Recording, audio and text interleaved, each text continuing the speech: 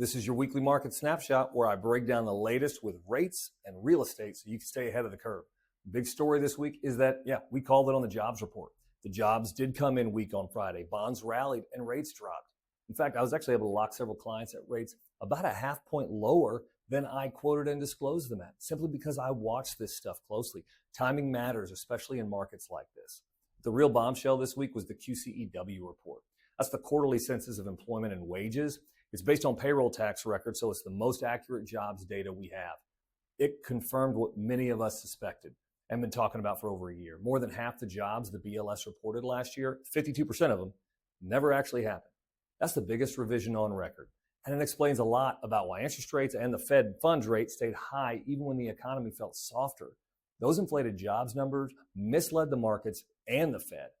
But now that the truth is out, that Fed's going to be under a ton of pressure. They meet next week. And we're already seeing bonds respond very positively to it. So if you've been sitting on the sideline, now's the time to revisit your pre-approval.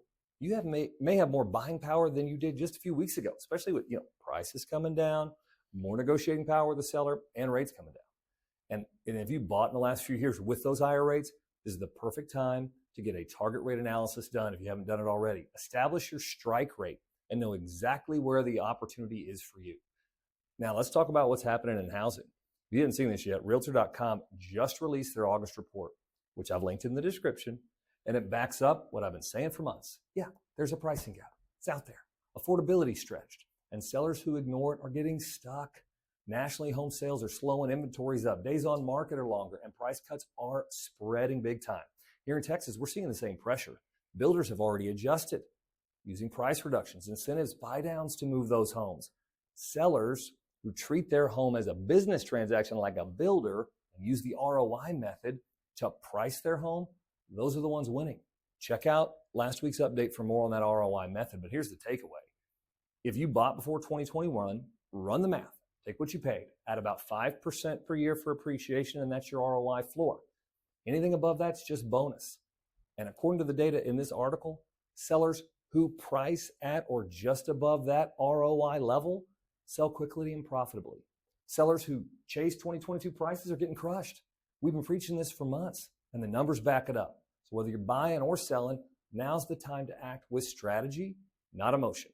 Buyers, update your pre-approvals. Sellers, price smart, sell fast, win big. And look, if these videos help you, do me a favor. Like, share, subscribe so others can make good decisions too, or better decisions. And if you're ready to take the next step, reach out. Love to talk with you. I'll make sure you're paired with a top 1% realtor who understands this market, great negotiator, and I'll make sure your financing is set up right. So you get the right home at the right price, at the right time, and on the terms that make sense for you and your family. Stay ready, stay informed. As always, be the Buffalo. I'm your friend in home finance, Andy Tuttle. Thanks for watching. I'll see you next time.